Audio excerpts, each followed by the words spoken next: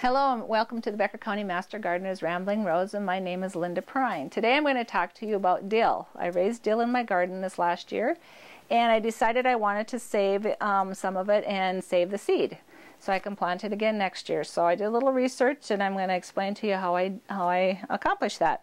First off, dill is a tender annual of the carrot family, and mainly used for pickling. And also the foliage can be used for flower arrangements. The ferns are very, very pretty in flower arranging. And the seed can be used in soup, salads, breads, and party dips.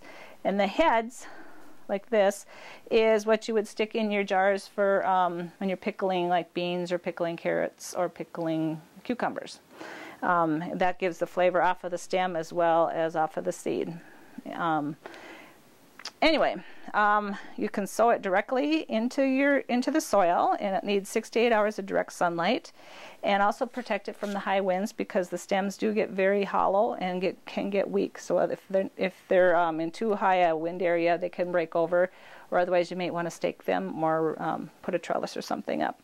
And also succession planting is what I've done. I'll plant so many feet, and then I'll wait a couple weeks and I'll plant another few feet, so I have the dill ready at all times, because you never know when your cucumbers are going to be ready or your beans are going to be ready, and so then you always would have some handy. And what I did is I wanted to harvest it so I could have the seeds. So what I did is I waited until they started to dry, kind of got to be a tan, a light green to tan, and you can kind of see how you can see the seeds on the tips there. They were flowers at one time.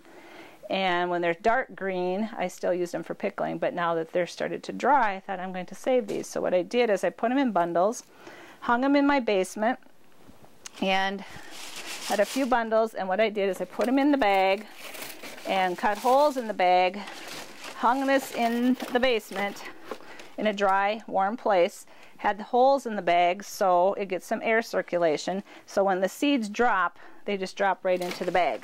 So I wouldn't be losing seeds or have seeds all over. And not all the seeds drop off, so then you just kind of just do the little crumple thing, and you can just hear them dropping, and there's just lots and lots and lots of seeds in there. I did collect a few of them, and you can kind of see there, and they smell so good. Anyway, you can kind of see how many seeds you're going to have off of just this small amount that I saved. After I have done all this, I'm going to store it in something not plastic, not like a plastic baggie or anything, but a jar or something, so it'll keep it dry. No moisture or anything can get in and mold it. And